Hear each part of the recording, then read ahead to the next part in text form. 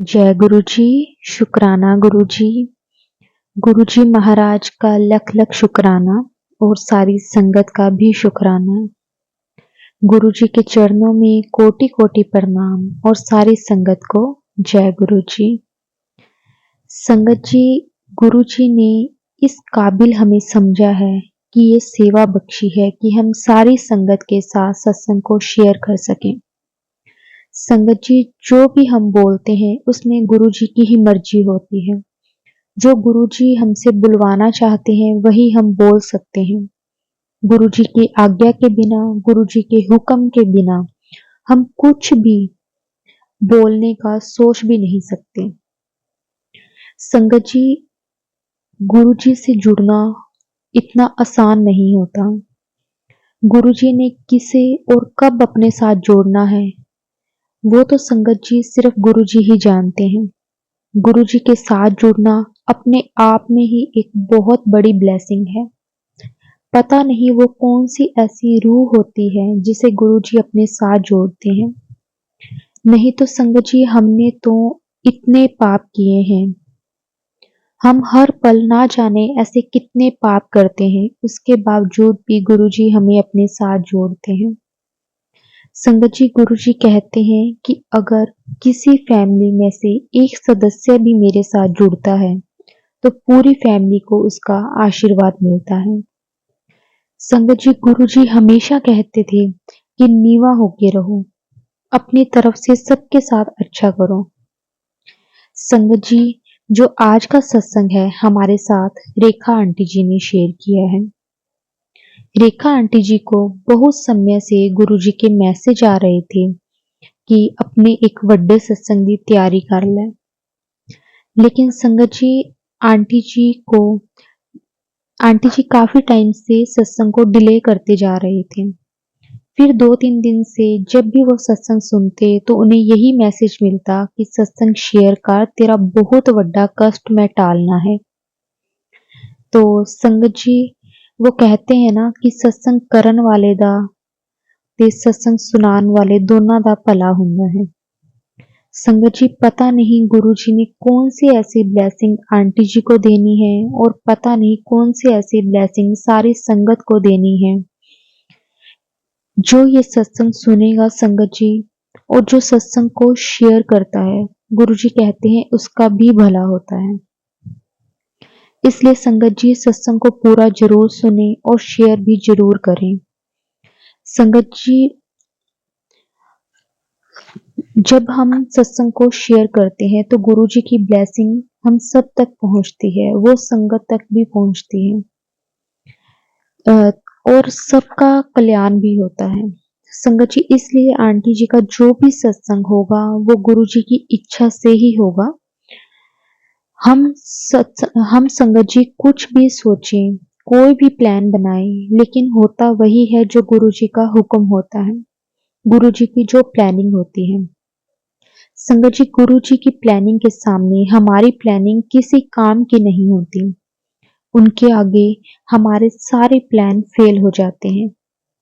और संगत जी, अगर सत्संग करते टाइम कोई भी गलती हो तो गुरु जी माफ करना, संगत जी माफ करना। संगत जी, एक बार आंटी जी बड़े मंदिर जाने का प्लान कर रहे थे। उन्होंने वो बात अपने आसपास के लोगों, अपने रिलेटिव सबके साथ शेयर की, क्योंकि संगत जी एक खुशी तो होती है कि गुरु जी का बुलावा आया है और अब हम बड़े मंदिर जाएंगे।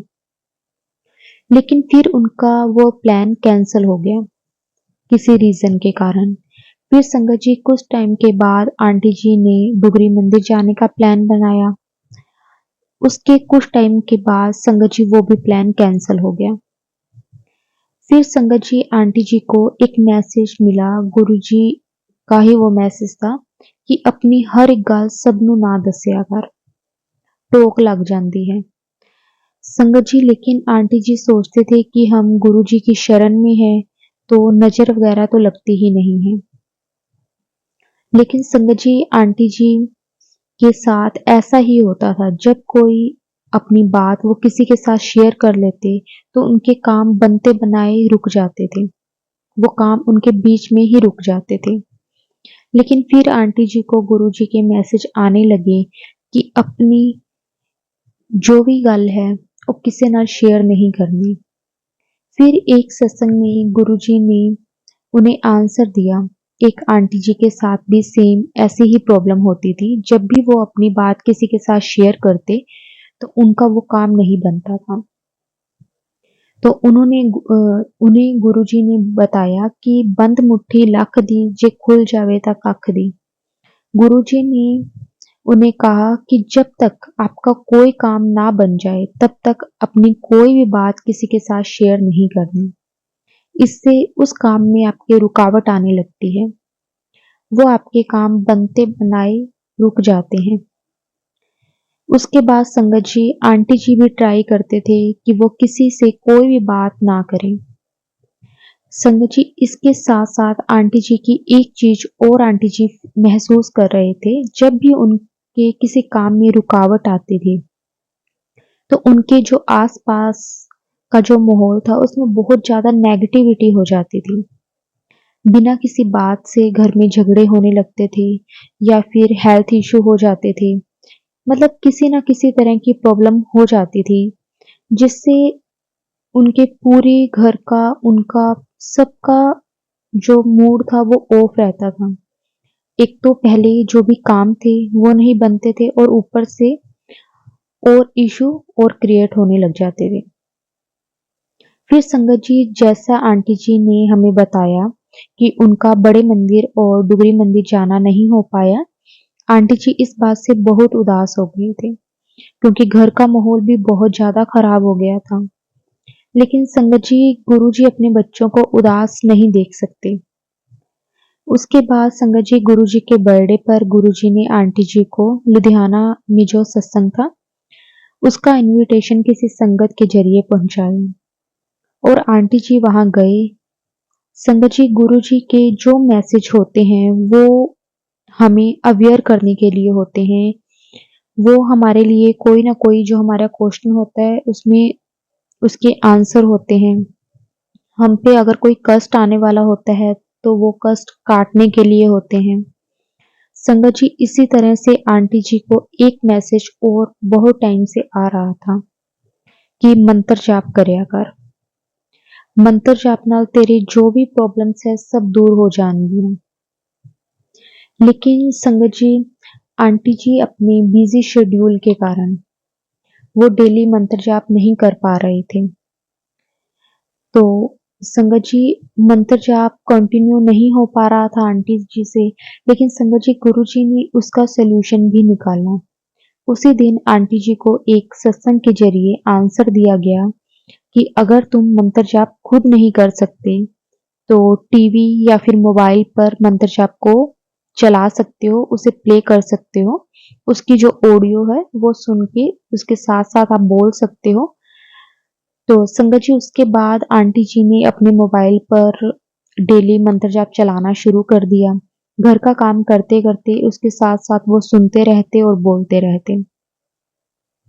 संगत जी गुरु जी को सब पता है कि मेरा बच्चा क्या कर सकता है और क्या नहीं कर सकता। उससे पहले गुरु जी ने आंटी जी से यही कहते थे कि गुरु जी मैं मंत्र जाप को टाइम नहीं दे पा रही। आप ही कोई एक ऐसा रास्ता दिखाओ कि मैं मंत्र जाप भी कर सकूं और मुझे करते टाइम टाइम का भी शॉर्टेज ना हो। संगत जी आप भी जो संगत ये सत्संग सुन रही होगी जिनके मन में भी ये विचार आता होगा गुरुजी उन तक ये बात पहुंचाना चाहते होंगे। संगत जी इसके बाद आंटी जी का एक बहुत बड़ा सत्संग है जो अभी कुछ दिन पहले हुआ है। संगत जी आंटी जी और आंटी जी का बर्थडे था और आंटी जी और उन्हें कहीं बाहर घूमने जाने का एक प्लान बनाया था। तो संगत जी लेकिन वो कहते हैं ना कि गुरु जी की मर्जी के बिना ना हम कहीं जा सकते हैं ना कहीं से आ सकते हैं। गुरु जी की क्या मर्जी है, गुरु जी का क्या हुक्म है, ये तो सिर्फ गुरु जी ही जानते हैं। संगत जी आंटी जी ने अपनी फ्रेंड्स के साथ घूमने जाने का एक प्लान बनाया कि उनका बर्थडे है तो चलो उनके जॉब से, उनके घर से थोड़ा सा उनको रिलैक्स मिलेगा और थोड़ी आउटिंग हो जाएगी। लेकिन गुरुजी की शायद कुछ और ही प्लानिंग थी।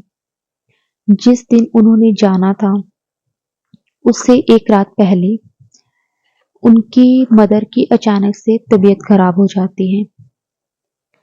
तो संगत जी, जिसके कारण आंटी जी नहीं जा पाते और जो आंटी जी की बाकी फ्रेंड्स थी जिनके साथ उन्होंने जाना था, संगत जी वो टोटल 5 जने अपनी ही कार से जाना चाहते थे, लेकिन वो चारों चले जाते हैं, लेकिन आंटी जी अपनी मदर के कारण नहीं जा पाते।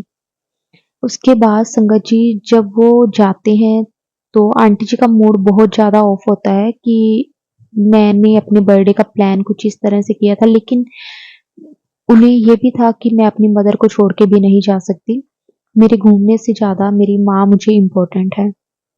लेकिन संगत जी, गुरु जी की क्या प्लानिंग थी वो सिर्फ गुरु जी जानते हैं। आंटी जी का कुछ टाइम के लिए मूड भी ऑफ हुआ। उसके बाद आंटी जी अपनी मदर को डॉक्टर के पास लेकर जाते हैं तो उन्हें कुछ ज़्यादा प्रॉब्लम नहीं होती, लेकिन फिर भी एक होता है कि एज के अकॉर्डिंग वो उन्हें अकेला भी नहीं छोड़ सकते थे। तो आंटी जी ट्रिप पर नहीं जाते, लेकिन उनकी मदर की हेल्थ भी ठीक हो जाती है, उन्हें कुछ ज़्यादा प्रॉब्लम नहीं होती। उसके बाद इवनिंग में संगत जी आंटी जी को पता चलता है कि उनकी जो 4 फ्रेंड्स थी उनका एक्सीडेंट हो गया।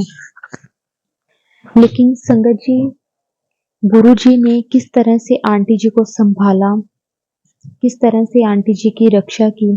संगत जी, उन चारों के बहुत चोट आई।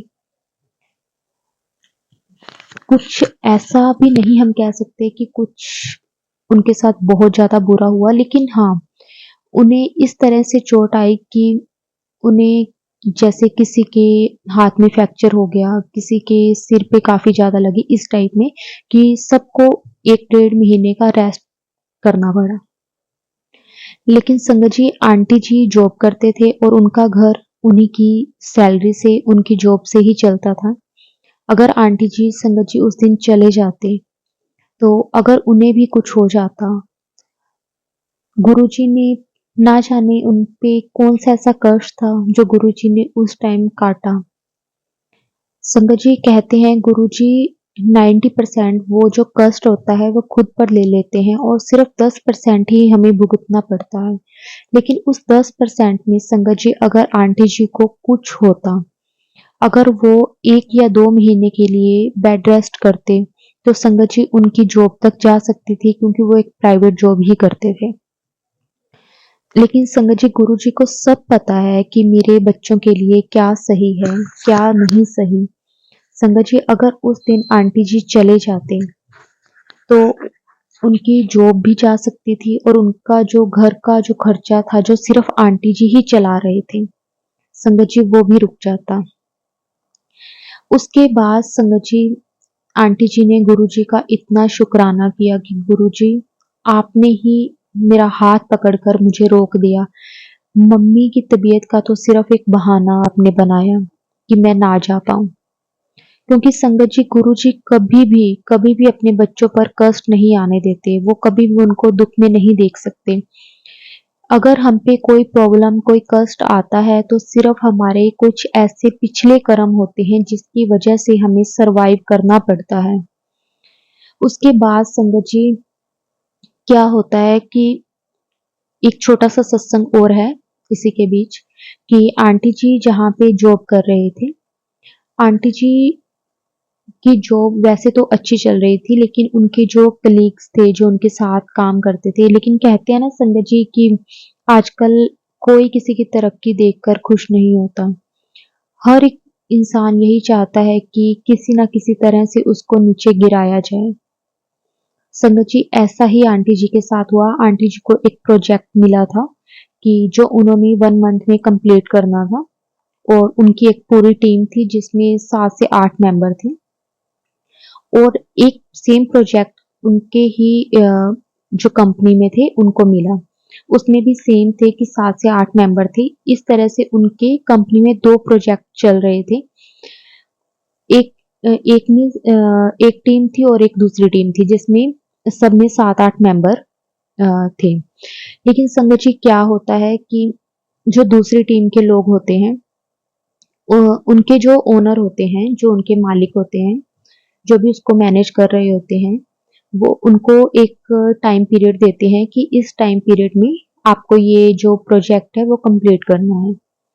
लेकिन संगत जी आंटी जी औरों का काम बहुत अच्छा चल रहा होता है। जब उनके लगभग 15 से 16 दिन हो जाते हैं तो उनका जो वो प्रोजेक्ट होता है ऑलमोस्ट कंप्लीट होने वाला होता है, और जो दूसरी टीम होती है उसका अभी 20% भी काम नहीं हुआ होता।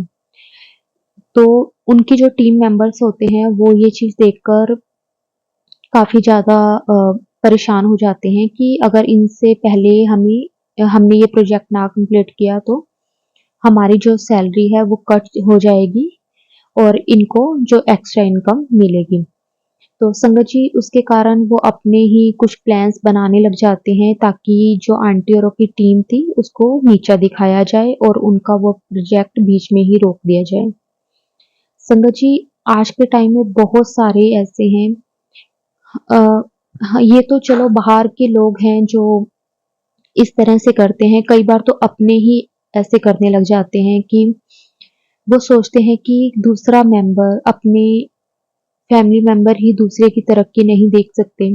वो किसी ना किसी तरह से कोशिश करते हैं कि उसको किस तरह से नीचे गिराया जाए। संगत जी ये कोई नहीं देखता कि मैं आगे कैसे बढ़ूँ। हर कोई ये सोचता है कि जो जो तरक्की कर रहा है उसे नीचे कैसे गिराया जाए।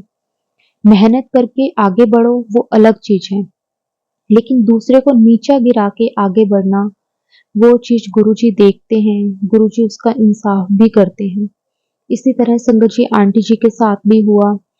तो उसके बाद संगत जी उनके जो ओनर थे, उनको आंटी जी औरों के खिलाफ, आंटी जी औरों की पूरी टीम के खिलाफ भड़काया गया, और जब उनका प्रोजेक्ट 20% के नियर अबाउट रह गया था तो उनके जो ओनर थे उन्होंने वो प्रोजेक्ट उनका वहीं पे बंद करवा दिया, जिसके कारण संगत जी आंटी जी और उनकी जो भी पूरी टीम थी उसमें 7-8 जो भी मेंबर थे, संगत जी सारे बहुत ज्यादा परेशान हो जाते हैं कि अब हम क्या करेंगे। और सबको बोला जाता है कि आप अपनी जॉब कहीं और देख लो, हमें आप में से किसी भी 3 मेंबर्स को निकालना है। वो टोटल 7 या 8 मेंबर होते हैं जिसमें से उन्हें 5 को रखना होता है और 3 को निकालना होता है, और उनको वो डिसीजन लेना पड़ता है कि कौन वो 3 हैं जो उस जॉब को छोड़ेंगे। संगत जी कोई भी अपनी सैलरी पे अपनी जॉब पर मतलब लात नहीं मारना चाहता, वो मुसीबत में नहीं आना चाहता, क्योंकि सबका आजकल जो खर्चे होते हैं वो एक या तो सैलरी पर चल रहे होते हैं, उसी अकॉर्डिंग उन्होंने अपने खर्चे भी बढ़ाए होते हैं। कई बार हम कुछ ऐसे डिसीजन ले लेते हैं क्योंकि हमें पता होता है कि हमारी मंथली इनकम इतनी तो है ही, तो हम कुछ ऐसे डिसीजन भी ले लेते हैं। तो उस टाइम संगत जी पूरी टीम के लिए बहुत टफ टाइम था कि वो क्या करें। ऐसे कौन 3 मेंबर होंगे जो अपनी जॉब छोड़ेंगे। संगत जी अपनी तरफ से ऐसा कोई भी नहीं बोलने वाला था कि मैं जॉब नहीं करूंगा, कि आप करो। संगत जी ऐसा कोई भी नहीं करता। उस टाइम आंटी जी की लाइफ में इतना टफ टाइम चल रहा था क्योंकि आंटी जी की जो मदर है और आंटी जी वो 2 ही लोग थे। तो आंटी जी को भी ये था कि मेरा घर सिर्फ मेरी ही सैलरी से चल रहा है, अगर मैं काम छोड़ दूंगी और मुझे एकदम से कोई काम ना मिला तो मैं क्या करूंगी। तो संगत जी उस टाइम आंटी जी इतना ज़्यादा परेशान होते हैं, वो गुरुजी से अरदास करते हैं कि गुरुजी अब मैं क्या करूँ? आपने मुझे एक ऐसी जगह पे लाके खड़ा कर दिया है कि ना मैं हाँ करने करने लायक हूँ और ना मैं उस जॉब को छोड़ने लायक हूँ, मैं क्या करूँ? संगत जी गुरुजी कहते हैं कि मंगो ना मन्नो। लेकिन संगत जी कई बार हमारी लाइफ में कुछ ऐसा ऐसा टाइम आता है, ऐसी प्रॉब्लम्स आती हैं कि हमें ना चाहकर भी गुरुजी से मांगना पड़ता है, लेकिन हम भी संगत जी क्या करें, हम भी किससे मांगे, क्योंकि कहते हैं ना कि अगर मांगना है तो भगवान से मांगो, क्योंकि दूसरे तो सिर्फ तमाशा ही देखते हैं। वही चीज थी कि संगत जी अगर हमें मांगना है तो हम किससे मांगे? हम सिर्फ गुरु जी से ही अरदास कर सकते हैं कि गुरु जी कैसे भी करके उस चीज को सोल्व करो। संगत जी आंटी जी इतना परेशान हुए, इतनी प्रॉब्लम में थे कि आंटी जी को कुछ भी समझ में नहीं आ रहा था कि वो क्या करें। उन्हें एक टाइम पीरियड दिया गया था 1 मंथ का, कि उसके बीच में उन्हें डिसीजन लेना था कि वो कौन से 3 मेंबर होंगे जो वो जॉब को छोड़ेंगे। संगत जी सब अपनी अपनी तरफ से परेशान थे। आंटी जी भी अपनी तरफ से सही थे और बाकी मेंबर्स भी अपनी तरफ से सही थे, क्योंकि सबके खर्चे इस तरह से होते हैं कि कोई भी छोड़ना नहीं चाहता था। लेकिन अपनी अपनी तरफ से जो भी 7-8 मेंबर थे सभी अपनी अपनी तरफ से ट्राई कर रहे थे कि किसको भी अगर इससे बेस्ट जॉब मिल जाती है तो वो मेंबर जॉब को छोड़ देगा। लेकिन संगत जी कहते हैं ना कि जॉब मिलना इतना आसान नहीं होता। इतने पढ़े लिखे लोग भी आज के टाइम में 7-8 हजार 10 हजार में जॉब कर रहे हैं। जिन्होंने अपनी स्टडी में लाखों लाखों रुपए लगाए हुए हैं वो भी इतने परेशान है जॉब के लिए। और आगे आगे का टाइम तो इतना मुश्किल हो जाएगा कि वो जॉब मिलनी ही मुश्किल हो जाएगी। संगत जी वो टाइम आंटी जी और उन सब के लिए इतना टफ टाइम था। लेकिन गुरुजी की शायद प्लानिंग कुछ और ही चल रही थी कि गुरुजी को सब पता था कि वो क्या करवाना चाहते हैं। फिर एक दिन संगत जी आंटी जी और उनके जो कलीग्स थे, जो 7 जने और थे, जो 7 मेंबर और थे, उनके माइंड में आया कि हम ऐसे करते हैं कि हम अपने ओनर को बोलते हैं कि हम 8 मेंबर एक साथ जॉब छोड़ रहे हैं, ताकि वो या तो हमें 8 के 8 मेंबर को जॉब के लिए रोक देंगे या फिर सबको ही जॉब से निकाल देंगे। क्योंकि उस टाइम संगत जी किसी को भी इससे बेस्ट जॉब नहीं मिल रही थी। सिर्फ वो एक ट्राई करना चाहते थे, शायद ये गुरुजी का आदेश था कि वो कुछ ऐसा करें ताकि शायद जो उनका ओनर है उसको भी समझ में आए कि बिना किसी गलती से, बिना किसी कारण से आप किसी को ऐसे ही जॉब से क्यों निकाल रहे हो। तो गुरुजी ने किसी तरह उनके माइंड में ये चीज डाली और संगत जी उन्होंने ऐसा ही किया। वो सभी टीम मेंबर अपने ओनर के पास गए और उन्होंने उनको बोला कि हम 8 के 8 मेंबर वो जॉब हम छोड़ना चाहते हैं। संगत जी कोई भी कंपनी वाला एकदम से लॉस में नहीं जा सकता। अगर उनके 8 मेंबर अचानक से निकल जाएं तो उनको भी पता है कि हमारी कंपनी को कितना लॉस होगा। तो संगत जी उसके बाद वो ओनर एकदम से हैरान हो गया उनकी ये बात को सुन के कि ये आप ऐसा क्यों बोल रहे हो। लेकिन संगत जी उसके बाद उन्होंने उनको बोला, उनके जो ओनर थे उन्होंने आंटी जी और उनकी पूरी टीम को बोला कि आप मुझे 2 घंटे का टाइम दो, मैं आपको बताता हूँ।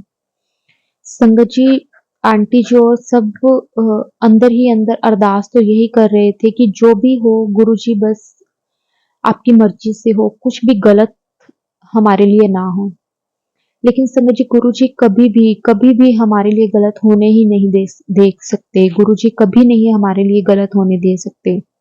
गुरुजी को पता है कि उनके बच्चों को क्या चीज, कब चीज, कौन सी चाहिए। गुरुजी को सब पता है। गुरुजी कभी अपने बच्चों को दुखी नहीं देख सकते, कभी उनको मुसीबत में नहीं देख सकते। अगर हमारा वो कहते हैं ना कि एक रास्ता बंद हुंदा 4 रब खोलदा है। संगत जी अगर एक रास्ता अगर हमारे लिए बंद होते हैं ना, पहले गुरुजी हमारे लिए वो 4 रास्ते खोलते हैं ताकि हम डोले ना, हम घबराएं ना। तो संगत जी अगर गुरुजी की प्लानिंग क्या थी वो तो गुरुजी ही जानते हैं, लेकिन गुरुजी ने उनके माइंड में ऐसा डाला तो आंटी जी ने वही डिसीजन लिया। उसके बाद 2 घंटे जब तक उनके ओनर का कोई भी मैसेज नहीं आया, कोई भी उनको जवाब नहीं आया, तब तक वो 8 के 8 मेंबर अपना काम छोड़ के जो उनका स्टाफ रूम था वहां बैठे थे कि जो भी फैसला होगा उसके बाद ही हम कंटिन्यू काम करेंगे, अदरवाइज जैसा हमारे ओनर की मर्जी। लेकिन संगत जी उन 8 मेंबर्स में से एक भी मेंबर ऐसा नहीं था जिसके पास कोई हाथ में जॉब हो। अगर वो जॉब छोड़ रहे थे तो अपने रिस्क पे या फिर कह सकते हैं कि गुरुजी की मर्जी से। उसके 2 घंटे के बाद उनका ओनर आता है और उनको बोलते हैं कि सॉरी कि मैंने किसी की बातों में आकर आपको जॉब छोड़ने के लिए बोला। इसके लिए मैं आपसे बहुत ज़्यादा माफ़ी माँगता हूँ। आप में से किसी को भी जॉब छोड़ने की ज़रूरत नहीं है। शुक्राना गुरुजी आपका, लख-लख शुक्राना गुरुजी कि किस तरह से आपने सिर्फ एक बात माइंड में डाली और उसका सॉल्यूशन उसी वक़्त निकाल दिया, उसके 2 घंटे के बाद सॉल्यूशन निकाल दिया। नहीं तो संगत जी, आंटी जी और अभी भी 15-20 दिन इस चीज़ में सोचते रहते, इस चीज़ में दुखी रहते, परेशान रहते कि कहीं और जॉब मिले तो हम हाँ या ना का आंसर दें। हम में से कौन से ऐसे 3 मेंबर हैं जो जॉब छोड़ेंगे? संगत जी, गुरुजी को सब पता है कि उनके बच्चों के लिए क्या सही है। संगत जी, अगर हमारे जो कष्ट होते हैं, प्रॉब्लम्स होते हैं, वो हमारे कुछ पिछले कर्मों के कारण होते हैं। अगर हम आज आज सही हैं ना, अगर हम आज बिल्कुल सही कर रहे हैं, तो गुरुजी वो जो पिछले कर्म है ना, उसका भी कुछ परसेंट, कुछ पॉइंट परसेंट ही हमसे कटवाते हैं। हमारे अच्छे कर्म वो सामने आ जाते हैं हमारे बुरे कर्मों के भी। गुरुजी कभी हमारे लिए कुछ गलत नहीं होने देते, संगत जी कभी नहीं होने देते। और ऐसा ही आंटी जी औरों के साथ हुआ कि उनके माइंड में गुरुजी ने ये बात डाली और उसका सॉल्यूशन 2 घंटे के बाद निकल गया। शुक्राना गुरुजी आपका, अनंतम अनंतम शुक्राना गुरुजी आपका। संगत जी, उसके बाद जैसे कि आंटी जी ने अपना पहले बताया था कि वो बड़े मंदिर, डुगरी मंदिर जाना चाहते थे लेकिन वो नहीं जा पाए। उसके बाद गुरुजी ने जब उनकी ये प्रॉब्लम सॉल्व की तो आंटी जी को गुरुजी का हुक्म हुआ और आंटी जी बड़े मंदिर जाकर आए। शुक्राना गुरुजी आपका, इस बात का भी बहुत शुक्राना, क्योंकि आंटी जी जब से गुरुजी के साथ जुड़े थे तब से आंटी जी का बहुत मन था कि वो एक बार बड़े मंदिर गुरुजी के दर्शन कर आएं, गुरुजी का शुक्राना कराएं। और गुरुजी ने वो बात भी सुन ली। शुक्राना गुरुजी आपका, बहुत बहुत शुक्राना। संगत जी, प्रॉब्लम्स आती हैं, गुरुजी उसमें से किस तरह से निकाल देते हैं, किस तरह से हमें कभी दुखी नहीं होने देते। संगत जी, अब आंटी जी के आंटी जी के अब मैरिज का टाइम है, तो आंटी जी के लिए उनकी मदर की तरफ से रिश्ता देखा जा रहा है, लेकिन आंटी जी को एक ये भी है कि अगर उनकी मैरिज हो जाती है तो उसके बाद उनकी मदर अकेले रह जाएंगे। संगत जी, उसका भी सॉल्यूशन गुरुजी ज़रूर निकालेंगे कि क्या होता है, कैसे होता है। हम भी आंटी जी के लिए अरदास करेंगे कि जो भी हो, गुरुजी की मर्ज़ी से हो। गुरुजी जो भी करें, अच्छा करें। और गुरुजी इसी तरह जैसे गुरुजी ने पहले आंटी जी का और उनकी फैमिली का साथ दिया है, ऐसे ही आगे भी देते रहें। संगत जी, गुरुजी हमेशा हमेशा हमें संभालते हैं, हमें प्रोटेक्ट करते हैं, हमें कभी भी कोई मुसीबत आने से पहले हमें अवेयर कर देते हैं। संगत जी, गुरुजी के जो मैसेज होते हैं, गुरुजी के जो सत्संग होते हैं, उसमें हमें आंसर मिलते हैं हमारे क्वेश्चंस के कि तेरे लिए क्या सही है और क्या नहीं। संगत जी, कई बार हम इन चीज़ों को बहुत लाइटली ले लेते हैं कि शायद ये ऐसे ही होगा, ये हमारा कोई वहम होगा, कोइंसिडेंस होगा, लेकिन गुरुजी कहते हैं कि मेरे दरबार में, मेरे पास आने के बाद कोई भी चीज़ ऐसे ही नहीं होती। जो कुछ भी होता है मेरी मर्ज़ी से होता है, मेरी हुक्म से होता है, मेरी आज्ञा से होता है। शुक्राना गुरुजी आपका, बहुत बहुत शुक्राना गुरुजी। बस ऐसे ही अपना आशीर्वाद सब पर बनाए रखना, सब पर बनाए रखना, पूरी संगत पर बनाए रखना, अपने बच्चों का हाथ हमेशा पकड़ के रखना। गुरुजी, हम आपका हाथ छोड़ सकते हैं, लेकिन अगर आपने हमारा हाथ पकड़ा है तो हमें पता है कि आप कभी भी हमारा हाथ नहीं छोड़ोगे। शुक्राना गुरुजी, लख लख शुक्राना। बस ऐसे ही हमें ब्लेस करते रहना, पूरी संगत को ब्लेस करते रहना। शुक्राना गुरुजी, जय गुरुजी। शुक्राना गुरुजी, अनंतम अनंतम शुक्राना गुरुजी। ओम नमो शिवाय, शिव जी सदा सहाय। ओम नमो शिवाय। गुरु जी सदा सहाय। जय गुरु जी।